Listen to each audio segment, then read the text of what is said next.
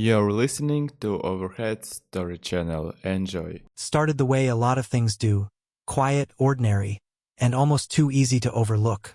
That Sunday morning was one of those rare times when everything in the world felt still. You know the kind, where the sun filters through the blinds just right, the coffee tastes better than usual, and there's nowhere urgent to be. Madison and I had been invited to brunch at Shelby's place, which had kind of become a tradition in the last couple years. Shelby's one of Madison's closest friends, and over time, by default or proximity, she'd sort of become one of mine too. Not close, but enough that I didn't feel out of place in her kitchen, or awkward helping set the table. I remember Madison seemed off that morning. It wasn't anything huge, just little things. She got dressed quickly but kept changing tops, spent more time than usual on her makeup, then got irritated when I asked if she was okay. "I'm just tired," she said, brushing past me in the hallway. Not unusual for a Sunday, I figured. I didn't press. We got to Shelby's place around 11. Her house sits on the corner lot with this wraparound porch and a yard that smells like lemon balm and rosemary. Inside, it was the usual setup. Fruit salad no one touched, a pot of overbrewed coffee, and Spotify playing indie covers of 90s pop songs. Shelby was buzzing around the kitchen with that effortless hostess energy she has, and Madison fell right into the rhythm, talking and laughing like she'd flipped a switch. About 20 minutes in, Shelby walked over to me, gave me this quick smile, and asked if I could step outside for a moment. "Just for a sec," she said. "I want to ask you something about the door frame." It was random, but I didn't think much of it.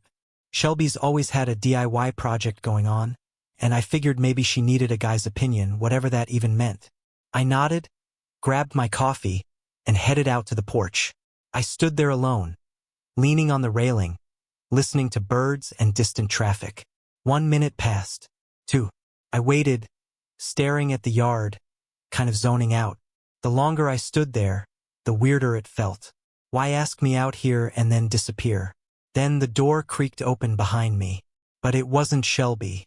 It was Madison. She stepped out, phone in hand, her expression instantly unraveling when she saw me. I'll never forget the way she froze. Not just startled, but like she'd been caught doing something she shouldn't have.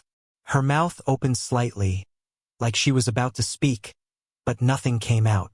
Her whole face dropped. She wasn't expecting me to still be there. That was obvious. And for a split second, I swear to God, I saw guilt flash across her face. Not annoyance, not surprise, guilt. She turned on her heel before I could say a word and went right back inside, the screen door snapping shut behind her. No explanation, no smile, nothing. I stood there, holding my coffee like it was going to offer some answers. A minute later, Shelby finally came out, all casual, holding a screwdriver and pretending she'd really just forgotten what she came out for. "Oh, I got distracted," she said with a laugh. "I was going to show you the loose hinge on the screen." I nodded, didn't press. I was already thinking about Madison's face. When we got back inside, Madison was sitting at the table like nothing had happened, laughing at something Shelby had said, acting like the last 60 seconds hadn't meant anything. And maybe to her, they didn't. Maybe she thought I wouldn't notice, or maybe she knew I would and just didn't care. Still, I told myself not to jump to conclusions. It wasn't like she came outside with another man. There was no lipstick on her collar, no suspicious text lighting up her screen. It was just weird, but the feeling in my chest wouldn't go away. Later that afternoon, as we were cleaning up and saying our goodbyes, I casually asked Madison what that moment on the porch had been about. "What moment?" she said. I told her I saw her come out. She blinked, tilted her head a bit like she was trying to recall something. "Oh," she said after a second too long. "I thought Shelby wanted to talk to me out there. She called my name from the porch, I thought. But I must have misheard." That was it. That was the excuse. A misheard call from the porch. And yet, even as she said it, her voice had that practiced calm. Not nervous, not stammering. Just smooth. But I know Madison. I've known her since college. I've seen her lie to her boss about being stuck in traffic when she just overslept. I've seen her lie to customer service agents for better refunds. I know her tells. And that was a lie. Maybe it was a small one. But it was a lie. The kind of lie you only tell when the truth costs more than it should. Still, I let it go. Or at least I tried to. On the drive home, I kept rewinding that moment in my head. The look on her face. The shift in her tone. The fact that she didn't say anything when she first saw me. Not hey, not oh, you're still out here? Just silence and a full retreat. She had the chance to be honest and chose to be vague instead. That night, we didn't talk about it again. We made dinner a chicken and rice. Watched half an episode of something on Netflix. She scrolled on her phone. I pretended to be interested in the show. But I felt it. The weight. The little splinter in my chest that I couldn't dig out. It was like I had stumbled on the first loose thread in a sweater. Not a tear, not yet. Just one loop that didn't look quite right. But once you notice it, you can't unsee it. And if you keep pulling, sooner or later, the whole thing starts to unravel. So no, it wasn't a smoking G*N. It wasn't a screaming match or a caught-in-the-act scenario. But that moment, that single interaction, was the beginning of something. I didn't know it then. But I know it now. It was the first time I saw her retreat from me, not in anger, not in exhaustion, but in fear. And that fear? That was never meant for someone who had nothing to hide. After that Sunday at Shelby's, I kept trying to convince myself that it was nothing. Just a weird moment. Just a misunderstanding. But once the doubt was there, once that seed had been planted, I started noticing things I hadn't before. Or maybe things I had seen all along but brushed aside because I didn't want to admit what they might mean. It wasn't one big thing. That's the part people don't tell you. It's not one thunderbolt that wakes you up, it's 1,000 tiny details that start lining up into something you can't ignore. I remember the first time I really saw it, not just looked at it, but saw it. Madison on the couch, staring at her phone with this look on her face I didn't recognize. Not laughing, not smiling. Just present. Fully absorbed like nothing else in the room mattered, including me. I said her name twice and she didn't hear me. When she finally looked up, it was like I'd interrupted her in the middle of something in asterisk mate. Her eyes were wide, caught, but not embarrassed. Just momentarily annoyed. That used to be my look. The one she gave me. She said she was just reading the news. I believed her. Or maybe I didn't, but I acted like I did because that was easier. Then there were the late nights. She started staying later at work. At first, it made sense. She's always been driven, always cared about her career. But the way she said it started to change. It went from "we've got a deadline" to "it's just easier to stay than come home and go back." And that phrasing stuck with me, easier than coming home. As if home had somehow become inconvenient. She'd get in around 9, sometimes 10, always apologizing but never really sounding sorry. I'd try to ask how her day was, but the answers were thin. One-word summaries followed by silence. Her energy used to spike when she walked through the door. Now she just floated past me like a shadow heading for the shower. And the phone god, the phone. It became a permanent extension of her. Not just constant texting, but guarded texting. Holding it close, screen facing down. Getting up from the couch to take quick calls in another room. Taking it into the bathroom even when she showered. When I pointed it out once, half joking, she laughed and said, "You think I'm running a secret life or something?" I didn't say anything. Because maybe I did. I started remembering other things. Weird things. Like how she'd stopped wearing her wedding ring sometimes. That really hit me. One night, we were at dinner with a couple we'd known for years. As she reached for her wine glass, I saw her bare hand, no ring. I asked her about it on the way home. She said she'd left it on the sink. "I don't always like to wear it when I'm cooking," she said. She hadn't been cooking that night. Then I noticed the second Instagram account. She used it more than the main one, posting filtered pictures, mostly solo sh*ts. Always cropped just right, always with captions that read more like inside jokes with strangers. And in those photos, she never wore the ring. Not once. I scrolled back through dozens of pictures, smiling at coffee shops, lounging by the pool, pretending to be spontaneous in curated selfies, and the ring was never there. And then there was yoga. Madison loved yoga. At least, that's what I used to think. She talked about it like a religion, said it helped her clear her mind and feel centered. She kept her mat rolled up by the front door, like a reminder of who she was or who she wanted to be. But I hadn't seen her use it in months. Yet every Tuesday and Thursday, she'd grab that same mat, toss it in her car, and head out. I asked once if she was still going to the same studio. She nodded, said she liked the new instructor. I don't even know why I asked. Maybe I was hoping she'd slip. Maybe I was hoping she'd confess something. But she didn't. She smiled, kissed me on the cheek, and left smelling like perfume she didn't use to wear. I started checking the mat after she came home. It was always clean. No sweat, no chalky grip from use. It didn't even look unrolled. I knew what that meant. I just wasn't ready to admit it. One night, I got home early and found her sitting in the kitchen, laughing on a call. She didn't hear me come in. Her voice dropped low and playful, in inflection she hadn't used with me in a long time. When I walked in, she jumped a little and said I was just talking to Shelby. I nodded. But Shelby's voice doesn't sound like a man's. It started driving me crazy. The silence. The pretending. The way our house had become two people living parallel lives, occasionally overlapping in the same room but never quite in sync. I'd lie awake at night, listening to her breathe, wondering where she really was when she said she was out late. I'd stare at her face and try to figure out what had changed. The softness in her expression was gone. Her smiles were smaller, rationed. Her words careful, like someone walking a tightrope. And here's the thing, I wanted it to be me. I wanted to believe that I'd done something wrong. That I was the reason for the distance. That I'd gotten too distracted with work or taken her for granted. Because if I was the problem, at least I could fix it. But I started realizing that nothing I did seemed to matter anymore. I could clean the house, surprise her with dinner, ask about her day, offer to rub her back. She didn't light up the way she used to. Her affection felt like a checkbox. Her kisses felt obligatory. And every time her phone buzzed, she'd light up like it was oxygen. But never for me. I remember sitting on the edge of the bed one morning, watching her sleep. Her hair was a mess, and she had that little crease between her eyebrows that only shows up when she's truly exhausted. I used to think it was beautiful, proof that she was human, that she needed me. But now it just looked like another thing I couldn't reach. When she woke up, I asked her, "Are you happy?" She blinked, rolled onto her back, and stared at the ceiling. "Why?" "Just wondering." She didn't answer. That was the day I realized how long I'd been invisible. How long I'd been showing up to a relationship that had quietly decided it didn't need me anymore. I started replaying the early signs. How distant she'd grown. How hard she tried to seem relaxed at brunch. The way she brushed off being caught off guard on Shelby's porch. And suddenly it all fit together. That wasn't an awkward moment. That was a crack in a carefully built wall. Madison was still smiling. Still saying all the right things. But behind that smile was something else, something calculated. I wasn't losing her. She was already gone. It happened on a Thursday.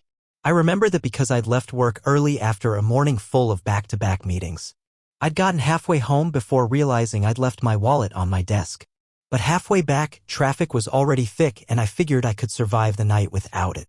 I turned around again, irritated, tired, and without knowing it, about to walk into the moment that would break me. Madison had texted earlier that she planned on having a quiet night in. Going to make pasta and catch up on my shows, she'd said. She made it sound so casual, so routine. I almost didn't even text to say I was coming back. But I didn't want to startle her, so I did. No reply. That wasn't unusual. She didn't always check her phone right away, or so I told myself. I parked a little crooked in the driveway and didn't bother to fix it. The house was dark from the outside, the porch light off, no music playing, none of the signs of her usual quiet night in. Still, I assumed she was just upstairs, maybe with headphones in, maybe asleep early. But the moment I opened the door, I felt it. You know how people say the air changes? I used to think that was just metaphor. But no, something really does shift. The energy, the warmth, it vanishes. And in its place is a cold hum. Like the whole house is holding its breath. I walked in slowly, trying not to make a sound. I don't know why, maybe part of me already knew. As I passed through the hallway, a soft glow lit up from the kitchen. The kind that comes from one of those dimmed corner lights we always left on when we weren't quite ready to call it a night. I moved quietly, almost on instinct, footsteps landing as if I were intruding in someone else's home. And then I heard it. Laughter. Low, soft, and asterisk mate. Followed by a whisper. I turned the corner, and there they were. Madison and Max. He was sitting close beside her at the kitchen table, elbows touching. His head was angled down toward her, and she was leaned in, one hand resting lightly on his forearm. They weren't kissing. They didn't need to be. Everything about their posture screamed familiarity. Comfort. Possession. A private moment they thought no one would ever see. Max. The same Max she'd once described to me as just a guy from the gym. The one I'd met maybe twice, once at a barbecue where he shook my hand and offered some half-hearted small talk, and another time when he happened to be walking out of a store we were walking into. Just a guy, she had said. Barely knew him. She knew him. She knew him in a way I hadn't seen her know anyone in a long time. Neither of them noticed me. I didn't speak. I didn't move. I stood in the shadowed archway, heart pounding in my ears, watching the woman I married share a moment of quiet affection with someone else in the kitchen I built at the table we picked out together. He reached up and tucked a piece of hair behind her ear. She smiled, slow and soft, the same way she used to smile at me. And just like that, I snapped out of it. I stepped back quietly, walked out the front door, and sat in my car for what felt like forever. The street was still, my hands frozen on the steering wheel. I didn't cry. I didn't scream. I didn't feel anything at all except hollow. At some point, I pulled out my phone and opened the camera. Not to be cruel. Not for revenge. But because I knew that later I'd question myself. I'd try to downplay it. I'd try to convince myself that it didn't mean what I thought it meant. So I took a picture. One single image through the front window, blurry, dimly lit, but enough. Enough to remind me that this wasn't in my head. Enough to bury the doubt that had been gaslighting me for weeks. Then I drove away. I didn't go far. I parked a few blocks down and just sat there. I must have replayed the scene in my head 100 times. Her smile. His hand. The way they leaned into each other like it was the most natural thing in the world. I thought about the texts, the silence, the yoga classes that never happened. The way she lit up for her phone but never for me. It all clicked. Like a puzzle falling into place with one final piece. There wasn't going to be a confession. There wasn't going to be a confrontation where she broke down in guilt and begged forgiveness. This was a full betrayal, premeditated, established, practiced. I was the last to know. The next morning, she made coffee. She stood in the kitchen, back to me humming. The same space, the same woman, and yet completely different. When she turned around, she smiled. Morning, she said, like nothing had happened. I stared at her. At the woman who once knew every detail about my life. Who once texted me memes in the middle of meetings. Who cried on my shoulder the day her dad got sick. The woman who, 10 years ago, made me feel like the luckiest man alive. Now she stood across from me holding a mug and a lie. I didn't say anything. I couldn't. My mouth was dry, my throat locked. If I opened it, I wasn't sure what would come out. She talked about her day, about how Shelby might need help moving some furniture next weekend and how she was thinking of starting a new workout routine. She asked if I wanted to go out to dinner sometime next week. We haven't done that in a while, she said. I nodded. And that nod felt like the biggest betrayal of all of myself. I knew the truth. I had proof. I had the image on my phone, the scene burned into my mind. But I didn't call her out. Not yet. Because something in me had shifted. Anger would come later. Grief would follow. But in that moment, I felt something more dangerous. I felt clarity. She wasn't going to tell me. She was going to keep lying. Keep gaslighting. Keep spinning a version of reality that I wasn't a part of. And that meant I had to stop playing along. I excused myself from the kitchen and went upstairs. Sat on the edge of the bed. Opened my phone. And looked at the photo again. Blurry. Slightly off-center. But real. Undeniable. I saved it to a folder marked insurance. Because from that moment on, I knew I couldn't trust a word out of her mouth. I wouldn't scream. I wouldn't beg. I wouldn't even ask her why. Because whatever reason she had, it didn't matter. All that mattered was what I did next. I didn't sleep much after that night. Even with Madison lying just a few feet away, turned to the wall, breathing in that steady rhythm that used to comfort me. Now it just made my skin crawl. I'd lie there staring at the ceiling, eyes wide open, mind running marathons. I didn't want revenge. That wasn't it. I wanted truth. I wanted power. For weeks, I'd been doubting myself. Gaslighting myself. Playing therapist and detective and doormat all at once just to keep the illusion of our marriage intact. But the illusion was dead and I had finally stopped resuscitating it. So I did what I always do when things fall apart. I made a plan. The next morning, before Madison even woke up, I opened my laptop. First thing I did was redirect my paycheck. We'd had a joint account for almost our entire marriage back when it meant something. But I didn't want her dipping into shared funds for weekend getaways with Max. Or yoga class. Or whatever story she thought up next. It took less than 5 minutes. Direct deposit rerouted to a private checking account she didn't know existed. A small thing, but it felt huge. Next, I started changing passwords. Not all at once, that would be too obvious. I started with the Apple ID, the one we used to share so we could sync calendars and photos. I changed the password, then locked down access to my personal cloud. It wasn't about hiding anything. It was about sealing the exits. Then I did something that surprised even me. I pulled out the old tablet. It was an iPad we barely used anymore, one that had been collecting dust in the bottom drawer of the office. I only remembered it because of an alert that had popped up on my phone the week before. Madison's iPad backed up successfully. I almost ignored it. Almost. But I didn't. When I opened the tablet, it took a few tries to get past the lock screen. But then suddenly I was in. Her iCloud was still connected. So were her messages. And her photos. My stomach dropped as I started scrolling. At first, it was harmless stuff, **TS of recipes, texts from Shelby, makeup tutorials. But then the names changed. Max, Jim, M. Blackheart, Maddie too. And the photos.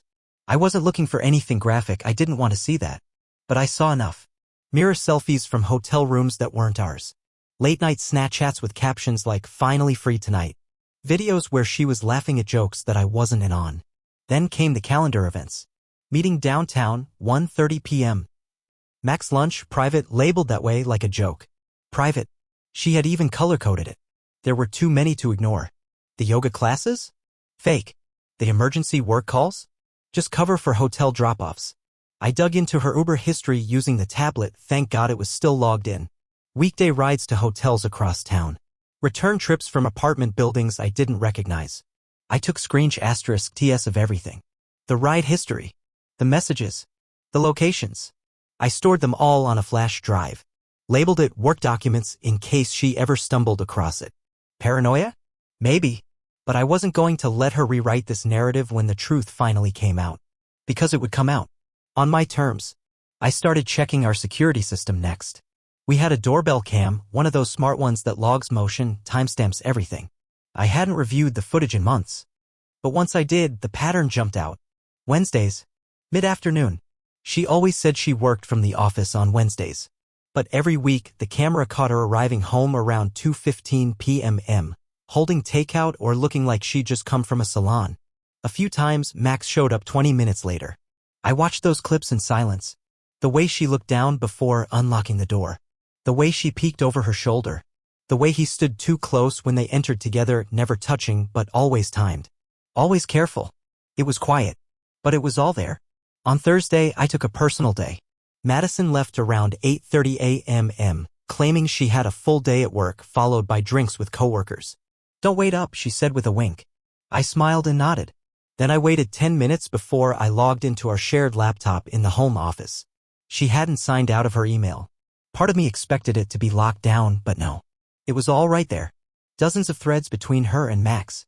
Some encrypted, some casual. Most using burner addresses or forwarding chains. But even the names were careless. Things like next Wednesday or lunch was everything. Some messages were just emojis. Others were photo attachments. And then one thread that sealed everything. "Thanks for last night," she wrote. I needed that. Feels like the only place I can breathe lately. I stared at that one for a long time. Not because of what it said, but because of how normal it sounded. Like this was routine. Like this was life now. A second life. One that had been growing under my roof, unnoticed by me, nurtured while I folded her laundry and waited for her to come home smelling like someone else. I saved those too. Printed a few of the more subtle ones, no need for dramatics, just enough to confirm the lie when the time came. The rest I backed up to the flash drive. At one point, I stopped and looked around the room. There was a photo of us on the bookshelf taken in the first year of our marriage. We were on a hike, grinning in the sun, arms around each other like we knew the future would be kind. I walked over, pulled it from the frame, and slid the photo into a drawer. The frame I left empty. I needed the space.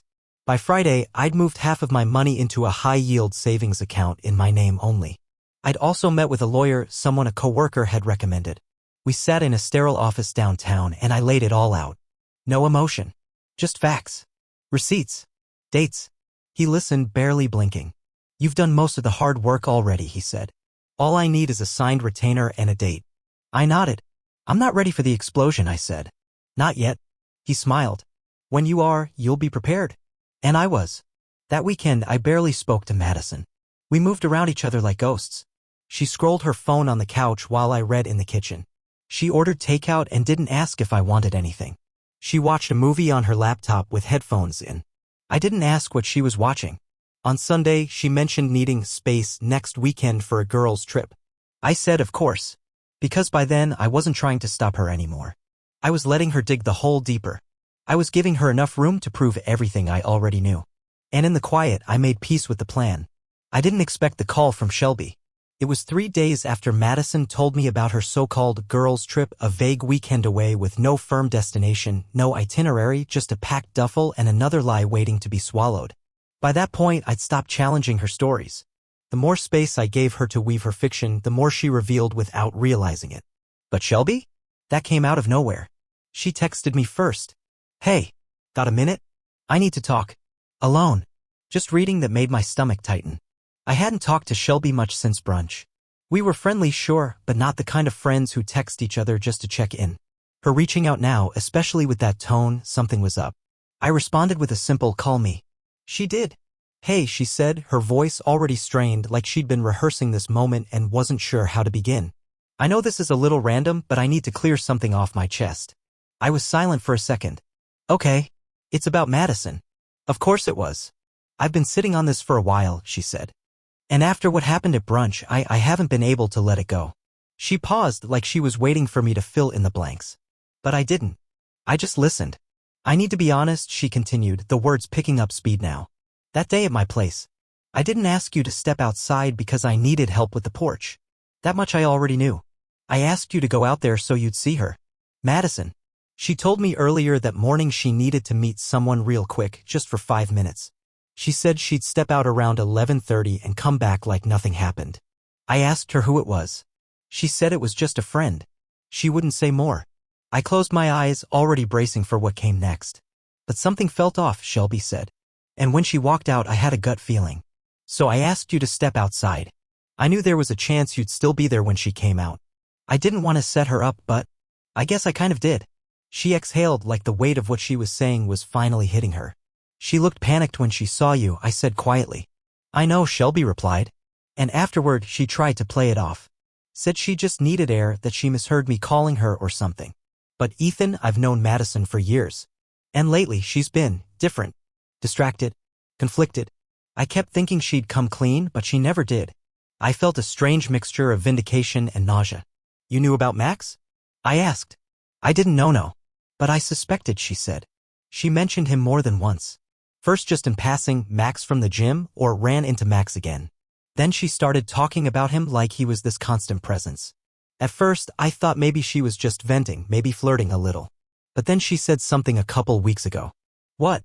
I asked. She said, sometimes I feel like I have 2 lives and I don't know which one is real anymore. That sentence hit me harder than I expected. She didn't say his name directly, Shelby added. But it was obvious. And you didn't think to tell me? I asked, trying to keep my voice even. There was a pause. I didn't know what to do, she said. You're both my friends. I thought maybe she'd wake up, maybe it would blow over.